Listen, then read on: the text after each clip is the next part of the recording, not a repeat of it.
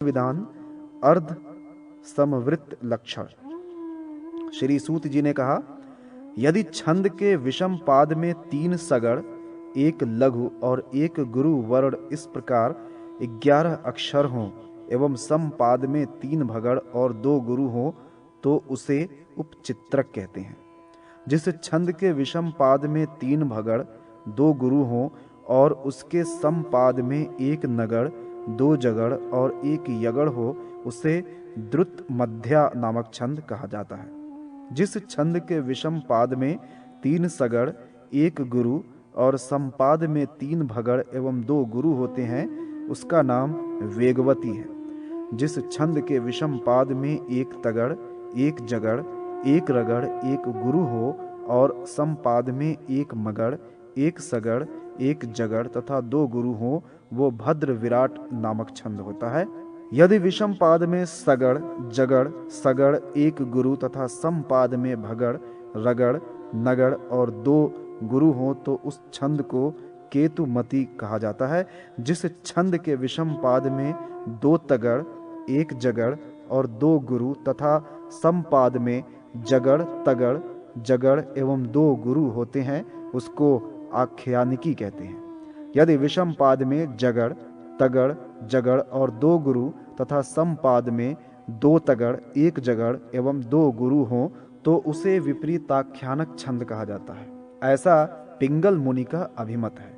जब छंद के विषम पाद में 2 नगड़, 1 रगड़, 1 यगड़ और सम पाद में 1 नगड़, 2 जगड़, 1 रगड़ तथा 1 गुरु होता है तो उसे पुष्पिताग्रा कहते हैं। यदि विषम पाद में रगड़, जगड़, रगड़, यगड़ हो और सम पाद में जगड़, रगड़, जगड़, रगड़ तथा 1 गुरु हो तो उस छंद का नाम वांगमती है। छंद विधान विषम वृत्त लक्षण। सूत जी ने कहा, जिस छंद के प्रथम पाद में 8 अक्षर, द्वितीय पाद में 12 अक्षर, तृतीय पाद में 16 अक्षर तथा चतुर्थ पाद में 20 अक्षर होते हैं वो पद चतुरुर्ध नामक छंद है। यह इस छंद का सामान्य लक्षण है। तात्पर्य यह है कि इस छंद में अनुष्टुप छंद के प्रथम पाद के बाद प्रत्येक पाद में क्रमशः 4-4 अक्षर बढ़ते जाते हैं। इसी छंद के चारों चरणों में जब 2 अक्षर गुरु हो तो उसे आपीड़ छंद कहते हैं। अंतिम अक्षरों को छोड़कर शेष अक्षर लघु ही होते हैं। पद चतुरूर्ध नामक छंद के प्रथम पाद का द्वितीय तथा पादों के साथ परिवर्तन होने पर अनेक छंद बनते हैं। यथा प्रथम पाद में 12 और द्वितीय पाद में 18 अक्षर होने से जो छंद बनता है वह कलिका मंजरी कहलाता है। इसमें प्रथम पाद के स्थान पर द्वितीय पाद और द्वितीय पाद के स्थान पर प्रथम पाद हो जाता है। जब प्रथम पाद 8 अक्षर के स्थान पर तृतीय पाद 16 अक्षर और तृतीय पाद के स्थान पर प्रथम पाद हो तो लवली नामक छंद होता है। इसी प्रकार जब प्रथम पाद 8 अक्षर के स्थान पर चतुर्थ पाद 20 अक्षर और चतुर्थ पाद के स्थान पर प्रथम पाद हो तो उसे अमृत धारा नामक छंद कहते हैं। यहाँ तक पद चतुरूर्ध छंद के अवान्तर भेद को बतलाया गया है। जब प्रथम पाद में सगड़, जगड़, सगड़ और 1 लघु इस प्रकार 10 अक्षर होते हैं, द्वितीय पाद में नगड़, सगड़, जगड़ और 1 गुरु इस प्रकार 10 अक्षर होते हैं, तृतीय पाद में भगड़, नगड़, जगड़, 1 लघु तथा 1 गुरु ये 11 अक्षर होते हैं और चतुर्थ पाद में सगड़, जगड़, सगड़, जगड़ तथा 1 गुरु इस प्रकार 13 अक्षर होते हैं तो वह उद्गता नामक छंद कहलाता है। इसी उद्गता छंद के तीसरे चरण में जब रगड़, नगड़, यगड़ और 1 गुरु इस प्रकार 13 अक्षर हों और शेष 3 पाद पूर्ववत तथा उद्गता छंद के समान ही हो तो वह सौरभक नामक छंद होता है। इसी उद्गता छंद के तीसरे चरण में जब 2 नगड़, 2 सगड़ हो तथा शेष तीनों चरण उद्गता के ही समान हो तो ललित नामक छंद होता है। ये सब उद्गता छंद के अवान्तर भेद हैं। जिसके प्रथम पाद में मगड़, सगड़, जगड़, भगड़ और 2 गुरु इस प्रकार 14 अक्षर होते हैं। द्वितीय चरण में सगड़, नगड़, जगड़, रगड़ तथा एक गुरु, इस प्रकार 13 अक्षर होते हैं। तीसरे चरण में 2 नगड़ और 1 सगड़, इस प्रकार 9 अक्षर होते हैं तथा चौथे चरण में 3 नगड़, 1 जगड़ तथा 1 यगड़, इस प्रकार 15 अक्षर होते हैं। तो ऐसा छंद उपस्थित प्रचुपित नाम वाला छंद कहलाता है। इसी उपस्थित प्रचुपित छंद के जब 3 चरण वैसे ही हों, केवल तृतीय चरण में परिवर्तन हो, अर्थात उसमें 2 नगड़, 1 सगड़, पुनः 2 नगड़ तथा 1 सगड़, इस प्रकार 18 अक्षर हों, तो वह वर्धमान नामक छंद होता है। उसी उपस्थित प्रचुपित नामक छंद के जब 3 पाद प्रथम, द्वितीय तथा चतुर्थ समान हो, किंतु तृतीय पाद में तगड़, जगड़ और रगड़, इस प्रकार 9 अक्षर हों, तो वह आर्षभ नामक छंद होता है। इसी प्रकार उपस्थित प्रचुपित नामक छंद का जब पहला पाद वही हो और शेष 3 पादों में तगड़, जगड़ और रगड़, इस प्रकार 9 अक्षर हों, तो ऐसा छंद शुद्ध विराट कहलाता है। ये छंद उपस्थित प्रचुपित नामक छंद के अवांतर भेद में आते हैं। छंद विधान, प्रस्तार, निरूपण। सूत जी ने कहा, अब प्रस्तार के विषय में बतला रहा हूं। ऊपर के पाद में आदि अक्षर गुरु हो तथा उसके नीचे के पाद में लघु अक्षर हो, वह एकाक्षर प्रस्तार है।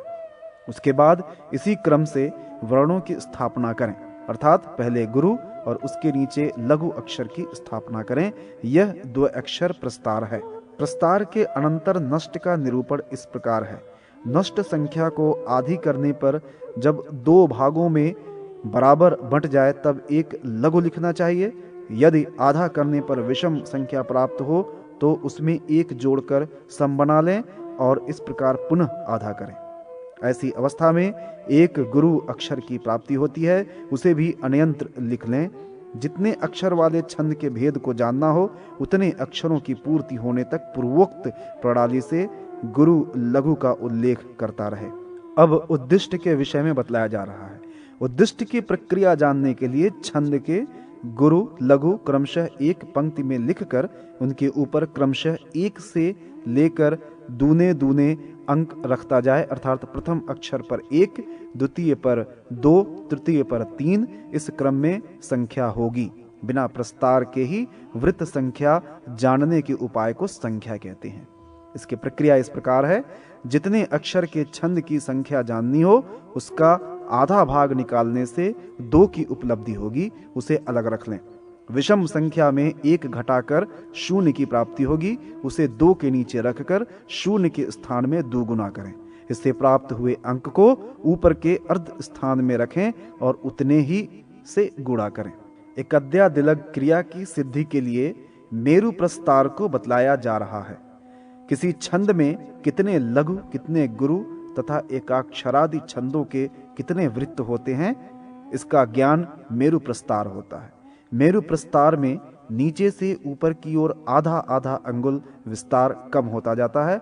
छंद की संख्या को दूनी करके 1-1 घटा दिया जाए तो उतने ही अंगुल का उसका अध्वा प्रस्तार देश होता है। इस प्रकार छंद शास्त्र का सार बतलाया गया। सदाचार एवं शौचाचार का निरूपण।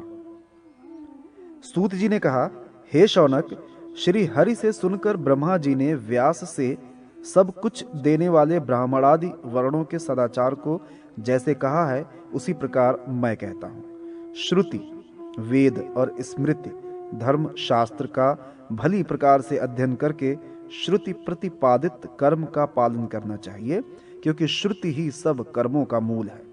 यदि उपलब्ध श्रुतियों में कोई कर्म ज्ञात नहीं हो रहा है तो उसको स्मृति शास्त्र के अनुसार जानकर करना चाहिए, क्योंकि स्मृति शास्त्र भी श्रुति मूलक होने के कारण ही कर्म के बोध में प्रमाण माने जाते हैं। और स्मार्त धर्म के पालन में असमर्थ होने पर विद्वान व्यक्ति को चाहिए कि वह सदाचार का पालन करे। कर्म मार्ग का दर्शन कराने के लिए श्रुति तथा स्मृति ये नेत्र स्वरूप हैं। श्रुति में कहा गया धर्म परम धर्म है। स्मृति और शास्त्र से प्रतिपादित धर्म अपर धर्म है। इस प्रकार श्रुति, स्मृति और शिष्टाचार से प्राप्त धर्म ये 3 प्रकार के सनातन धर्म हैं। सत्य, दान, दया, निर्लोभता, विधा, यज्ञ, पूजा और इंद्रिय दमन, ये शिष्टाचार के 8 पवित्र लक्षण कहे गए हैं। पूर्व काल में लोगों के शरीर और इंद्रिय सत्व गुण प्रधान एवं तेजोमय होते थे। अतः जिस प्रकार कमल पत्र पर जल नहीं रुकता, उसी प्रकार से उनके शरीर तथा इंद्रियों में पाप नहीं टिक पाते थे। सत्व गुण के विकास के लिए सनातन धर्म, वर्णाश्रम धर्म, सदाचार आदि के पालन का सर्वाधिक महत्व है और इनकी प्रमुखता युग विशेष, स्थान विशेष, भारतवर्ष आदि की दृष्टि से निर्धारित होती है। इसी दृष्टि से यहाँ इतना निरूपण किया जा रहा है। सत्य, यज्ञ, तप तथा दान ये धर्म के लक्षण हैं। बिना दिए गए द्रव्य को ग्रहण न करना, दान, अध्ययन, जप, विधा, धन, तपस्या, पवित्रता, श्रेष्ठ कुल में जन्म, निरोगता और संसार के बंधन से मुक्ति आदि के मूल में धर्म का आचरण ही प्रधान है। धर्म से सुख तथा तत्व ज्ञान की प्राप्ति होती है और इस तत्व ज्ञान से ही मोक्ष प्राप्त होता है। शास्त्रों के अनुसार पालन किए जाने योग्य तथा सनातन काल से चले आ रहे यज्ञ, अध्ययन और दान ब्राह्मण, क्षत्रिय और वैश्य के सामान्य धर्म है। यज्ञ करना, अध्यापन तथा सदाचारवान विशुद्ध अधिकृत व्यक्ति से प्रतिग्रह, दान लेना, ये 3 प्रकार की वृत्ति जीविका मुनियों ने श्रेष्ठ ब्राह्मण वर्ण के लिए कही है। शास्त्रोपजीवी होना तथा प्राणियों की रक्षा करना क्षत्रिय वर्ण का धर्म है।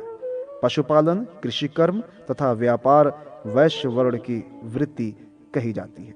द्विजाति में भी आनुपूर्वी क्रम से सेवा करने का विधान है। शूद्र का तो एकमात्र कर्तव्य है द्विजाति की सेवा करना। गुरु के सानिध्य में रहना, अग्नि की शुश्रूषा, अग्निहोत्र करना तथा स्वाध्याय करना, यह ब्रह्मचारी का धर्म है। वो तीनों संध्याओं में स्नान कर संध्याकालीन व्रत का पालन करे, स्नान कर्म से निवृत्त होकर भिक्षाचरण करे, तदनंतर गुरु के प्रति दत्तचित्त रहकर उनकी ही सेवा में आजीवन लगा रहे। वह नैष्ठिक ब्रह्मचारी कटि प्रदेश में मूंज की मेखला, सिर पर जटा, हाथ में दंड धारण करे। वह जटाओं को धारण न करके सिर का मुंडन भी करा सकता है, किंतु उसको गुरु के आश्रय में ही रहना चाहिए। अग्निहोत्र धर्म का पालन तथा कहे गए अपने विहित कर्मों के अनुसार जीविका का पालन, पर्व की रात्रि को छोड़कर अन्य रात्रियों में धर्म पत्नी के साथ रति यथा शास्त्र, देवता, पितर तथा अतिथि गणों की विधिवत पूजा में अहर्निश संलग्न रहना और श्रुतियों एवं स्मृतियों में कहे गए धर्मों के अनुसार अर्थोपार्जन करना, यह गृहस्थों का धर्म है। जटाधारण, अग्निहोत्र का पालन, पृथ्वी पर शयन, मृग चर्म का धारण, वन में निवास, दूध, मूल, फल तथा निवार का भक्षण, निषिद्ध कर्म का परित्याग, तीनों संध्याओं में स्नान, ब्रह्मचर्य का पालन और देवता तथा अतिथि की पूजा, यह वानप्रस्थी का धर्म है। सभी प्रकार के आरंभों का परित्याग, भिक्षा से प्राप्त अन्न का भोजन, वृक्ष की छाया में निवास, अपरिग्रह, अद्रोह, सभी प्राणियों में समान भाव, प्रिय तथा अप्रिय की प्राप्ति में एवं सुख एवं दुख में समान स्थिति, शरीर की बाह्य एवं आभ्यंतरिक शुद्धता, वाणी में संयम, परमात्मा का ध्यान, सभी इंद्रियों का निग्रह, धारण तथा ध्यान में तत्परता और भाव शुद्धि, ये सभी परिव्राजक अर्थात सन्यासी के धर्म कहे गए हैं। अहिंसा, प्रिय और सत्य वचन, पवित्रता, क्षमा तथा दया सभी आश्रमों और वर्णों का सामान्य धर्म है। जैसा पूर्व में कहा गया है, उसी के अनुसार शास्त्र विहीन अपने अपने धर्मों का पालन करने वाले सभी लोग परम गति अर्थात मोक्ष को प्राप्त करते हैं। हे शौनक, अब मैं प्रातः काल जागने से लेकर रात्रि में सोने तक पालन करने योग्य गृहस्थ के धर्म का वर्णन करता हूँ। गृहस्थ में ब्राह्म मुहूर्त में निद्रा का परित्याग करके धर्म और अर्थ का भली भांति चिंतन करना चाहिए तथा शारीरिक कष्ट, उसकी उत्पत्ति के कारण और वेदों में कहे गए तत्वार्थ का भी विचार करना चाहिए। ब्राह्म मुहूर्त में उठकर शौचादिक क्रियाओं से निवृत्त होकर स्नान करना चाहिए और निर्लस भाव से समाहित चित्त होकर सांध्योपासन करना चाहिए। दंत धावन एवं स्नान के अनंतर ही प्रातःकालीन सांध्योपासन करना चाहिए।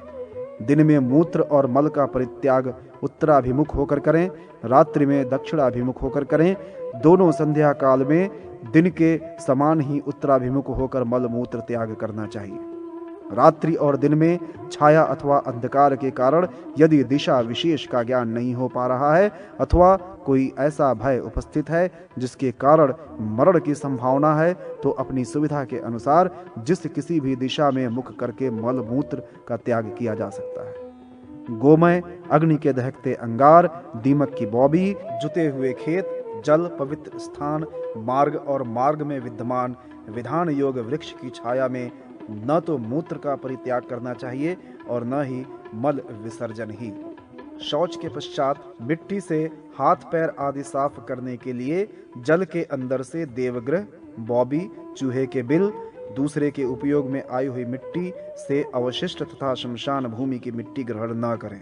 लघु शंका करने पर लिंग में 1 बार, बाएं हाथ में 2 बार और दोनों हाथों में 2 बार मिट्टी लगाकर जल से प्रक्षालन करने पर ही शुद्धि होती है। मल का परित्याग करने पर लिंग में 1 बार, गुदा में 3 बार, बाएं हाथ में 10 बार तथा दोनों हाथों में 7 बार, पैरों में 5 बार तथा दाएं हाथ में 10 बार मिट्टी का लेप करके उन्हें जल से स्वच्छ करें। प्रथम बार उपयोग में लाई जाने वाली मिट्टी की मात्रा आधा पसर होनी चाहिए। दूसरे और तीसरी बार जो मिट्टी उपयोग में आती है उसकी मात्रा आधे पसर की आधी हो जाती है। जो मनुष्य अस्वस्थता के कारण विष्ठा और मूत्र का परित्याग बैठकर नहीं कर सकता, वो अभी बताई गई शास्त्रीय शुद्धि का आधा भाग मात्र अपना सकता है। दिन में विहित शुद्धि का आधा या चौथाई भाग रात्रि में शुद्धि के लिए धर्म सम्मत है। यह शुद्धि की प्रक्रिया स्वस्थ व्यक्ति को लक्ष्य करके कही गई है। जो व्यक्ति अस्वस्थता के कारण आर्त है उसको यथा सामर्थ्य ही शुद्धि की प्रक्रिया अपनानी चाहिए। वसा, शुक्र, रक्त, मज्जा, लार, विष्ठा, मूत्र, कान का मैल, कफ, आंसू, आंख का मैल, कीचड़ और पसीना ये मनुष्य के शरीर के 12 मल हैं। जब तक मन में शुद्धता की अवधारणा ना हो तब तक इनके कारण अनुभव में आने वाली अशुद्धि के निराकरण में लगे रहना चाहिए। यहाँ पर शुद्धि की संख्या का जो प्रमाण दिया गया है वह श्रुतियों और स्मृतियों के आदेशानुसार है। शुद्धि 2 प्रकार की है, एक बाह्य और दूसरी आभ्यंतरिक। मिट्टी तथा जल से की जाने वाली शुद्धि बाह्य और भावों की शुद्धि ही आभ्यंतरिक शुद्धि मानी गई है। शुद्धि का प्रमुख अंग आचमन है। यह 3 बार करना चाहिए। इसके बाद 2 बार जल से मुख का मार्जन, तदनंतर अंगुष्ठ के मूल से मुख को धोकर 3 बार मुख का स्पर्श करना चाहिए। इसके बाद अंगुष्ठ और तर्जनी से नासिका का स्पर्श कर अंगुष्ठ तथा अनामिका से नेत्र और कान का स्पर्श करना चाहिए। तत्पश्चात कनिष्ठिका और अंगुष्ठ के द्वारा नाभि का स्पर्श कर हथेली से हृदय का स्पर्श करना चाहिए। इसके बाद अपनी सभी अंगुलियों से सिर और उनके अंगुलियों के अग्रभाग से दोनों बाहुओं का स्पर्श करना चाहिए। अब आचमन तथा अंगों के स्पर्श का फल बताया जाता है। 3 बार जल का आचमन करके ऋग्वेद, यजुर्वेद तथा सामवेद इन तीनों वेदों को प्रसन्न करना चाहिए। पहले 2 बार मुख का प्रक्षालन करने से अथर्वा, वेदविद ब्राह्मण और अग्निरस बृहस्पति का मुख में सन्निधान होता है। मुख भाग का स्पर्श करने पर आकाश, नसिका भाग का स्पर्श करने पर वायु, नेत्र भाग का स्पर्श करने पर सूर्य, कानों का स्पर्श करने पर सभी दिशाओं का स्पर्श समझना चाहिए। मुख तथा नासिका आदि का यथा विधि स्पर्श करने से इन अंगों में यथाक्रम इतिहास, पुराण एवं वेदांग, शिक्षा, कल्प, व्याकरण, निरुक्त, छंद, ज्योतिष प्रतिष्ठित होते हैं। नाभि प्रदेश का स्पर्श कर प्राण ग्रंथि और हृदय भाग का स्पर्श कर ब्रह्मा का स्पर्श समझना चाहिए। मूर्धा के स्पर्श से रुद्र और शिखा के स्पर्श से ऋषियों को प्रसन्न किया जाता है। दोनों बाहुओं को स्पर्श करके यम, इंद्र, वरुण, कुबेर, पृथ्वी तथा अग्निदेव के सानिध्य का लाभ प्राप्त होता है। अपने दोनों चरणों में जल का अभ्युक्षण भगवान विष्णु और इंद्र तथा दोनों हाथों का प्रोक्षण करने से भगवान विष्णु देव का सानिध्य प्राप्त होता है। धार्मिक विधि के अनुसार पृथ्वी का जल से प्रोक्षण करने से वासुकी आदि नाग प्रसन्न होते हैं। धार्मिक विधि के मध्य में जल का शास्त्रीय उपभोग करते समय उसके बिंदुओं के गिरने से भूतों के समूह तृप्ति प्राप्त कर प्रसन्न होते हैं। अंगुलियों के पर्वों पर अग्नि, वायु, सूर्य, चंद्र तथा पर्वत समूह निवास करते हैं। द्विज के हाथों में जो रेखाएं होती हैं उनमें गंगा आदि पवित्र नदियां स्थित रहती हैं। हाथ के तल भाग में सभी तीर्थों के साथ सोम का निवास है, इसलिए हाथ को पवित्र माना जाता है। उषा काल सूर्योदय से पूर्व रात्रि शेष होने पर यथा विधि शौच क्रिया करनी चाहिए। तदनंतर दंत धावन धतुवन करके स्नान करें। मुख के पर्युषित बासी रहने पर मनुष्य निश्चित ही अपवित्र रहता है, अतः मनुष्य को प्रातः काल अवश्य ही दंत धावन करना चाहिए। दंत धावन के लिए कदम्ब, बिल्व, खैर, कनेर, बरगद, अर्जुन, यूपी, वृहति, जाति, करंज, अर्क, अतिमुक्तक, जामुन, महुआ, अपामार्ग, चीचड़ा, लटजीरा, शिरीष, गूलर, वाण तथा दूध वाले एवं कटीले अन्य वृक्ष प्रशस्त होते हैं।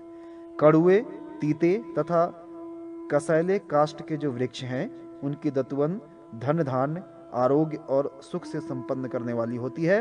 पवित्र स्थान में मनुष्य ऐसे वृक्षों की दतवन को लेकर सबसे पहले उसको जल से धो डाले, उसको दांतों से चबा चबा कर मुख साफ करे और अवशिष्ट दतवन को किसी एकांत स्थान में छोड़ दे। तदनंतर भली प्रकार से आचमन कर मुख शोधन करे। अमावस्या, अष्टी, नवमी, प्रतिपदा तिथि तथा रविवार के दिन दतवन नहीं करना चाहिए, क्योंकि ये सभी दिन इस कार्य के लिए निषिद्ध माने गए हैं। दतवन के न होने पर तथा निषिद्ध तिथि के आ जाने पर मनुष्य को 12 कुल्ला जल के द्वारा मुख को पवित्र कर लेना चाहिए। दृष्ट और अदृष्ट दोनों प्रकार का हित संपादन होने के कारण प्रातः काल के स्नान की प्रशंसा की गई है। जो व्यक्ति शुद्धात्मा है, जो प्रातः काल स्नान करता है, वह जपादिक समस्त ऐहिक और परलौकिक सुख प्रदान करने वाली क्रियाओं को संपन्न करने का अधिकारी है।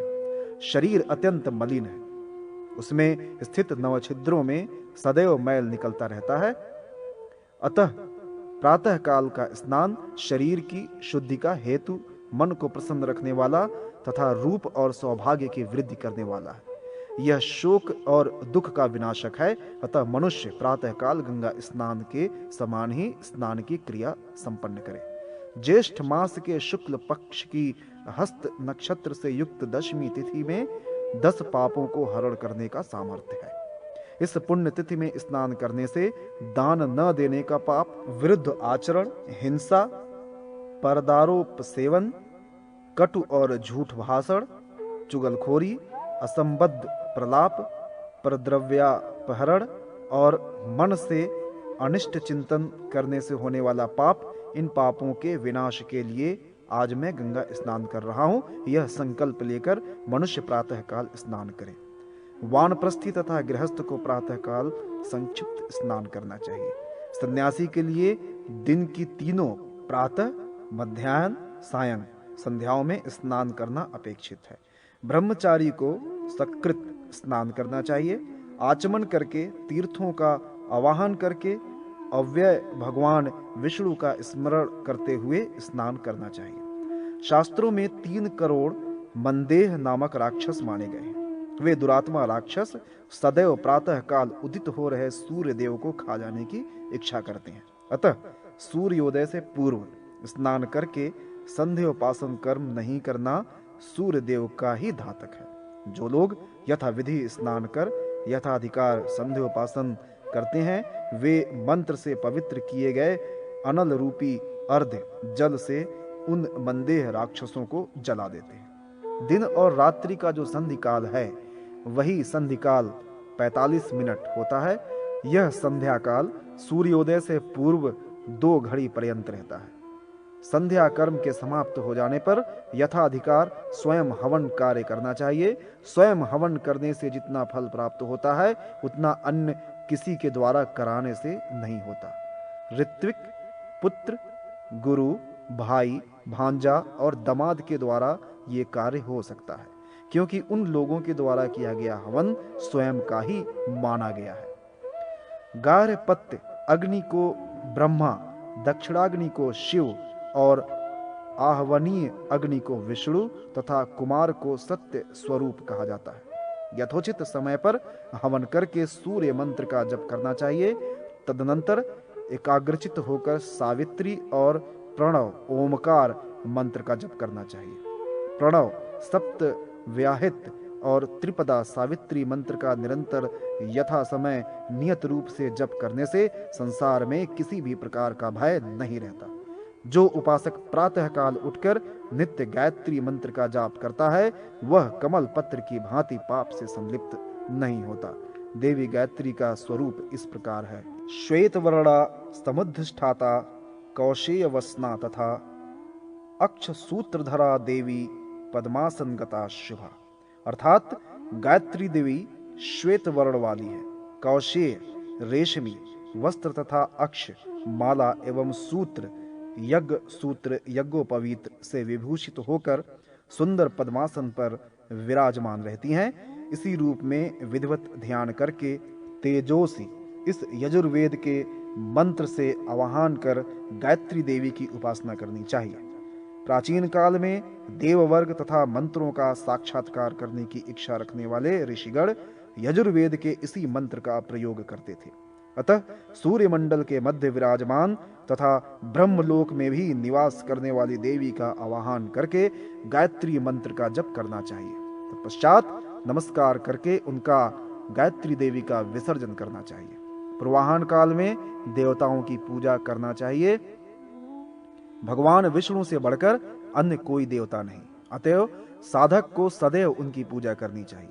विद्वान व्यक्ति को चाहिए कि ब्रह्मा, विष्णु और शिव इन तीन देवों के प्रति पृथक भाव भेद बुद्धि न रखे। इस संसार में 8 मंगल हैं, ब्राह्मण, गौ, अग्नि, हिरण्य, सोना, घृत, सूर्य, जल और राजा। सदैव इनका दर्शन एवं पूजन करना चाहिए और यथा संभव इन्हें अपने दाहिने करके ही चलना चाहिए। ब्राह्मण पहले वेद का अध्ययन करे, उसके बाद चिंतन, अभ्यास तथा जप करके उसका दान शिष्यों को दे, अर्थात अपने शिष्यों को वेदाध्ययन कराए। वेदाभ्यास का यही 5 प्रकार है। वेदार्थ, यज्ञ क्रम प्रतिपादक, शास्त्र और धर्म शास्त्र की पुस्तकों का पारिश्रमिक देकर जो लेखन कार्य कराता है और उसे योग्य अधिकारी को प्रदान करता है वह वैदिक वेद में युक्त लोक को प्राप्त करता है।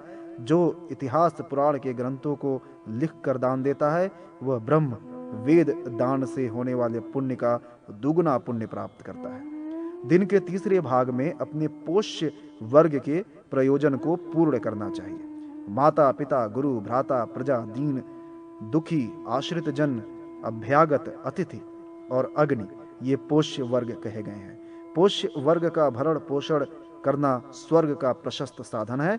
अतः मनुष्य को पोष्य वर्ग का पालन पोषण प्रयत्न पूर्वक करना चाहिए। इस संसार में उसी व्यक्ति का जीवन श्रेष्ठ है जो बहुतों के जीवन का साधक बनता है, अर्थात बहुतों का पालन पोषण करता है। जो मात्र अपने भरण पोषण में लगे रहते हैं वे जीवित रहते हुए भी मरे हुए के समान हैं, क्योंकि अपना पेट पालन तो कुत्ता भी करता है। व्यवहार में अर्थ का महत्व है। जैसे नदियों में मूल पर्वत है वैसे ही समस्त कार्यों का मूल अर्थ है। इसलिए अर्थ को उत्पन्न करना एवं बढ़ाना आवश्यक होता है। अर्थ उसे ही कहते हैं जो हमारे सभी कार्यों की संपन्नता में अनिवार्य रूप से उपयोगी हो। इसी दृष्टि से सभी रत्नों की निधि पृथ्वी, धान्य, पशु, स्त्रियां आदि अर्थ माने जाते हैं। इस तरह अर्थ का महत्व होने पर इसके अर्जन में संयम आवश्यक है। अतएव विशेषकर ब्राह्मण को अपनी जीविका के लिए अर्थार्जन करते समय यह ध्यान रखना चाहिए कि यदि आपत्ति काल नहीं है तो किसी भी प्राणी के साथ द्रोह न करना पड़े अथवा कम से कम द्रोह करना पड़े।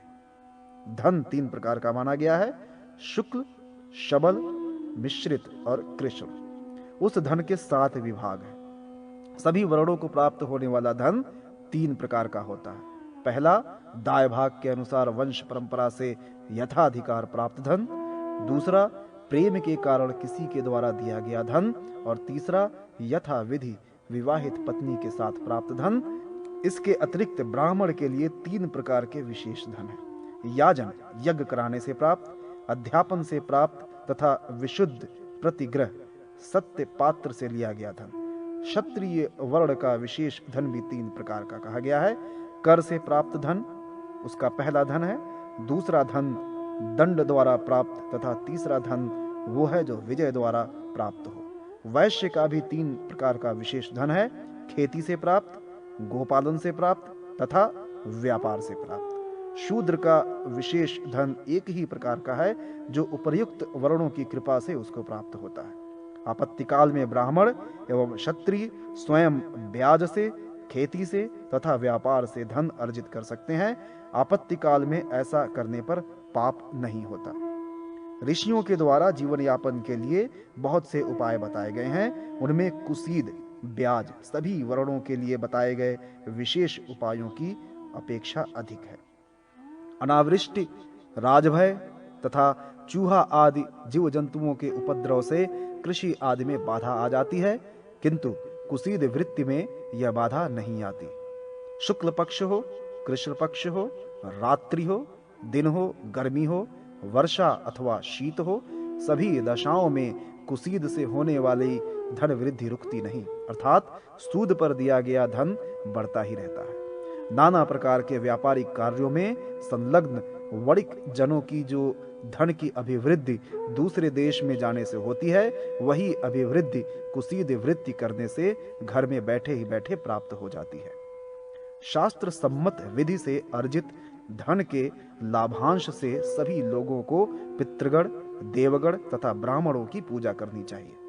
ये संतुष्ट होकर धन अर्जन में अज्ञानवश हुए दोष को निःसंदेह शांत कर देते हैं। जो वाणिक ब्याज के द्वारा धनार्जन के लिए वस्त्र, गौ तथा स्वर्णादि देता है, और जो किसान अन्न पेय पदार्थ, सवारी, शैया तथा आसन आदि ब्याज वृत्ति में देता है, वह उपार्जित धन का 20वां भाग और पशु स्वर्णादि का 100वां भाग राजा को देकर शेष बचे हुए धन से चतुर्थांश से जौ, यव आदि विभिन्न वस्तुओं का संचय करे। 2/4 अर्थात आधे धन का उपयोग अपने भरण पोषण तथा नित्य नैमित्तिक कार्य के लिए होना चाहिए।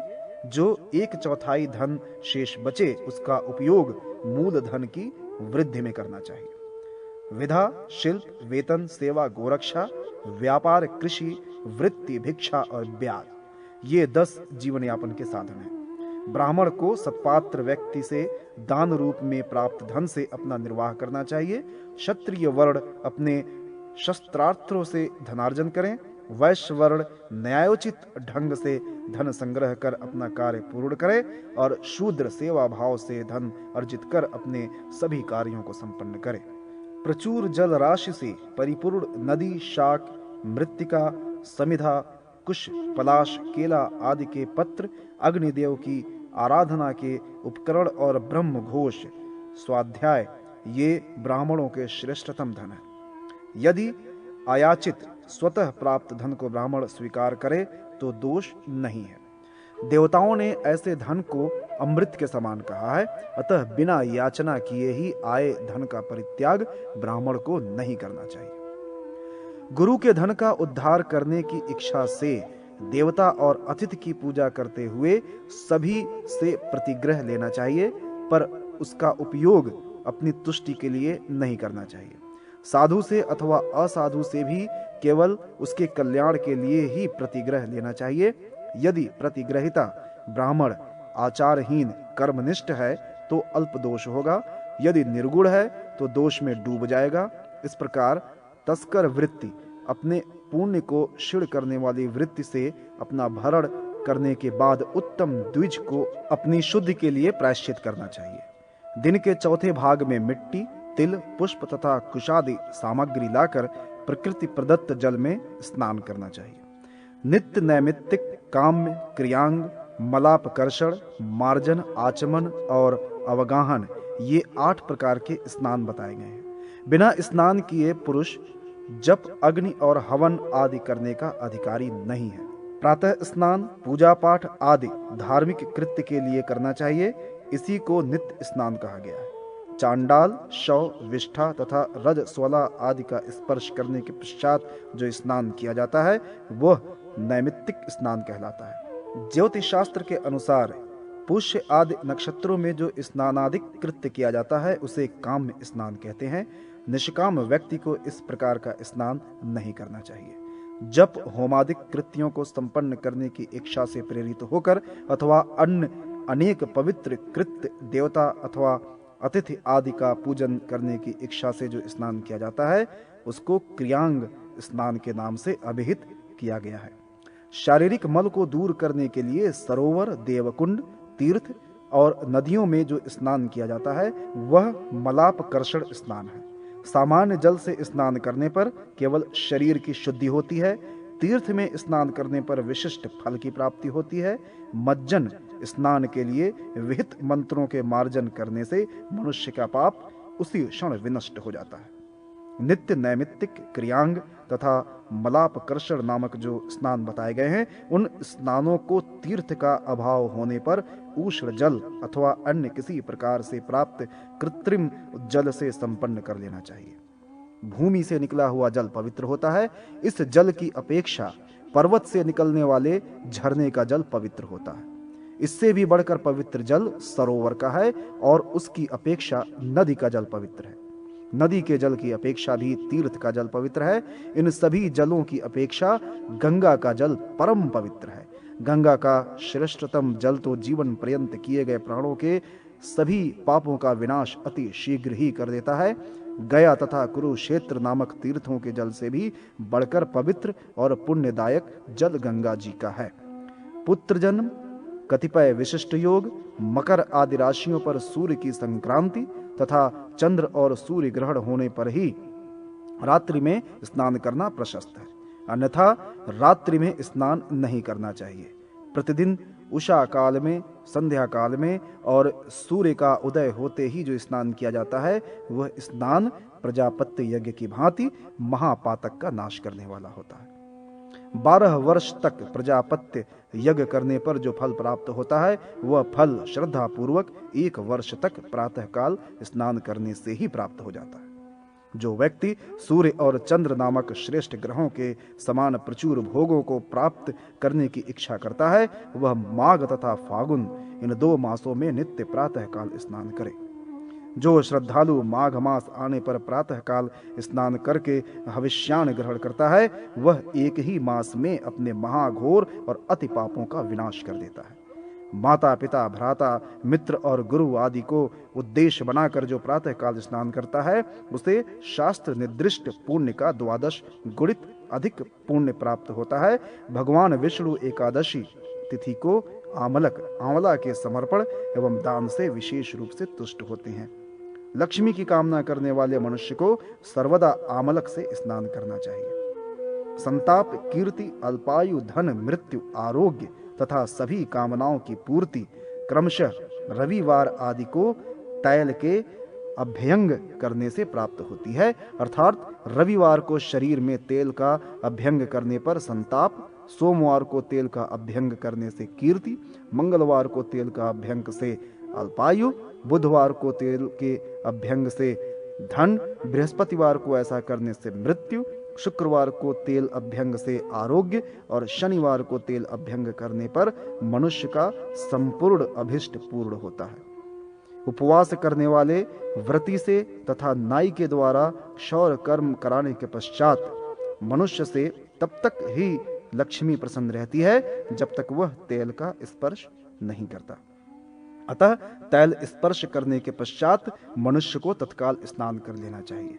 व्रत के दिन तो तैल स्पर्श नहीं ही करना चाहिए। स्नान करने के बाद मनुष्य को यथा विधान पितृगण, देवगण और मनुष्य का तर्पण करना चाहिए।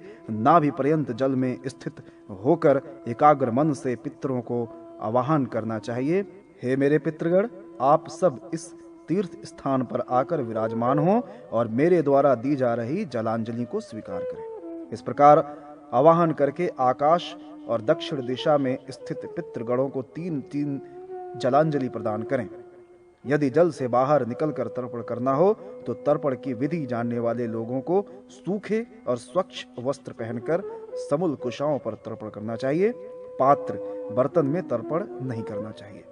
तर्पण कृत्य में रक्षोगण प्रतिबंध न कर सकें, इसके लिए तर्पण आरंभ करते समय बाएं हाथ में जल लेकर नेतृत्व कोण में उसे छोड़ना चाहिए और जल छोड़ते समय निम्नलिखित मंत्र बोलना चाहिए। यदपाम क्रूर मांसात्तु यद मेध्यम तू किंचन अशांतम मलिनम यच्च तत्सर्वम पगच्छतु। क्रूर मांस के कारण, अपवित्रता के कारण तथा तर्पण के जल में अज्ञानवश विद्यमान अशांतिजनक किसी तत्व या मलिनता के कारण जो कुछ भी प्रतिबंध है वह दूर हो जाए।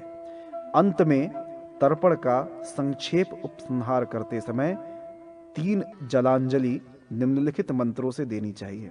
निषिद्ध भक्षणाधतु पापाधच्च प्रतिग्राहत दुष्कृतम यच्च में किंचिद्वांगमन काय कर्मभि पुनातु में तदिंत्रस्तु वरुण स बृहस्पति सविता च भगश्चैव मुनयः सनकादाय आ बृहस्तंभ पर्यंतम जगत तृप्यत्यवति ब्रुवन। निषिद्ध भक्षण से, जन्मांतरीय दुष्कर्मों से, प्रतिग्रह, दान लेने से और इस जन्म में शरीर, वाणी एवं कर्म से जो निषिद्ध आचरण हो गए हैं, उनसे उत्पन्न पापों के कारण मुझ में जो अपवित्रता है उसे दूर करके बृहस्पति, इंद्र तथा वरुण मुझे पवित्र करें। सूर्य, यम, देवता विशेष, सनकादि ऋषि और ब्रह्म से लेकर स्तंभ, अति लघु कीट या तृण, समस्त संसार, ये सभी मेरे तर्पण से तृप्त हों। इस प्रकार पितृ तर्पण करके संयमी व्यक्ति को ईर्ष्या, द्वेष आदि से रहित होकर ब्रह्मा, विष्णु और महेश आदि अभीष्ट देवों की पूजा करनी चाहिए। विभिन्न देवता लिंगक ब्राह्मण, वैष्णव, रौद्र, सावित्र और मैत्रा, वरुण मंत्रों से सभी देवताओं की नमस्कार पूर्वक अर्चा करनी चाहिए। तदनंतर पुनः नमस्कार पूर्वक अर्चित देवों को पृथक पृथक पुष्पांजलियां देनी चाहिए। पुनः सर्वदेवमय भगवान विष्णु और सूर्य की पूजा करने का विधान है। इस पूजा में जो अधिकारी मनुष्य पुरुष सूक्त से भगवान विष्णु को पुष्प तथा जल समर्पित करता है वह संपूर्ण चराचर विश्व की पूजा को संपन्न कर देता है। इन देवों की पूजा अन्य तांत्रिक मंत्रों से भी की जा सकती है। पूजा में सबसे पहले आराध्य देव जनार्दन को अर्घ्य प्रदान करना चाहिए और सुगंधित पदार्थ से उनके विग्रह का विलेपन करना चाहिए। तत्पश्चात उन्हें पुष्पांजलि, धूप, उपहार और फल का नैवेद्य समर्पित करना चाहिए। जल के मध्य स्नान, जल के द्वारा मार्जन, आचमन, जल में तीर्थ का अभिमंत्रण तथा अघमर्षण सूक्त के द्वारा मार्जन नित्य 3 बार करना चाहिए। महात्माओं को स्नान विधि के विषय में यही अभीष्ट है। ब्राह्मण, क्षत्रिय और वैश्य को मंत्र सहित स्नान करना चाहिए। शूद्र वर्ण को मौन होकर नमस्कार पूर्वक स्नान करना चाहिए। अध्यापन, ब्रह्मयज्ञ, तर्पण, पितृयज्ञ, होम, देवयज्ञ, बलि वैश्वदेव, भूतयज्ञ तथा अतिथि का पूजन मनुष्य यज्ञ है। गौवों के गोष्ठ में 10 गुना, अग्निशाला में 100 गुना, सिद्ध क्षेत्र, तीर्थ तथा देवालयों में क्रमशः 1000 गुना, 1 लाख गुना और 1 करोड़ गुना फल इन कर्मों को करने से प्राप्त होता है। जब यही कर्म भगवान विष्णु के सानिध्य में किए जाते हैं तो इनसे अनंत गुना फलों की प्राप्ति होती है। दिन का यथा योग्य 5 विभाग करके पितृगण, देवगण की अर्चा और मानव के कार्य करने चाहिए। जो मनुष्य अन्नदान करके सर्वप्रथम ब्राह्मण को भोजन कराकर अपने मित्र जनों के साथ स्वयं भोजन करता है वह देह त्याग के बाद स्वर्ग लोक के सुख का अधिकारी बन जाता है। मनुष्य को सर्वप्रथम मधुर, मध्य भाग में नमकीन और अम्ल से युक्त पदार्थ, उसके बाद कड़वा, तीता और कसैला भोजन करना चाहिए। भोजन के अनंतर दुग्धपान करना चाहिए। रात में शाक तथा कांदिक पदार्थों को अधिक नहीं खाना चाहिए। एक ही प्रकार के रस में आसक्ति अच्छी नहीं होती। ब्राह्मण का अन्न अमृत के समान, क्षत्रिय का अन्न दुग्ध के समान, वैश्य का अन्न अन्न के समान और शूद्र का अन्न रक्त के समान होता है। जो अमावस्या का व्रत 1 वर्ष तक करता है, उसके यहाँ ऐश्वर्य और लक्ष्मी का अविचल रूप से निवास होता है। द्विजाति के उधर भाग में गायर पत्याग्नि, पृष्ठ भाग में दक्षिणाग्नि, मुख में आहवनी याग्नि, पूर्व में सत्याग्नि और मस्तक में सर्वाग्नि का वास रहता है। जो इन पंचाग्नियों को जान लेता है उसको आहिताग्नि कहते हैं। शरीर को जल, चंद्र तथा विविध प्रकार के अन्न के द्वारा साध्य माना गया है। इस शरीर का उपभोग करने वाले प्राण अग्नि और सूर्य हैं। ये तीनों पृथक पृथक 3 रूपों में ही अवस्थित रहकर एक ही हैं। भोजन के समय यह भावना करनी चाहिए कि पृथ्वी, जल, अग्नि, आकाश और वायु तत्व से युक्त इस मेरे स्थूल शरीर की पुष्टि के लिए प्रयुक्त अन्न शक्ति संचय के लिए होता है। शरीर में पहुंचकर जब यह अन्न भूमि, जल, अग्नि और वायु तत्व के रूप में परिणत हो जाता है तो अप्रतिहत असीम सुख की अनुभूति होती है। इसके भोजन के बाद मनुष्य को अपने हाथ से मुख आदि स्वच्छ कर तांबूल अर्थात पान का भक्षण करना चाहिए। तदनंतर एकाग्रचित होकर इतिहास का श्रवण करना चाहिए। इतिहास और पुराण आदि की कथाओं के द्वारा मनुष्य को दिन के 6ठे और 7वें भाग का समय व्यतीत करना चाहिए। तत्पश्चात स्नान करके पश्चिम दिशा की ओर मुख करके सायंकालीन सांध्योपासना करनी चाहिए। हे ब्राह्मण देव, मेरे द्वारा कहे गए इस विधान के अनुसार अपने कर्तव्यों का पालन करना चाहिए। जो मनुष्य इस सदाचार के अध्याय का पाठ करता है अथवा अपने पुरोहित आदि के द्वारा इसका श्रवण करता है, वह निश्चय ही अपनी मृत्यु के पश्चात स्वर्ग लोक को जाता है। हे द्विज, इन सभी सदाचार एवं धर्म का पालन करने वाला अधिकारी मनुष्य केशव साक्षात विष्णु ही माना गया है।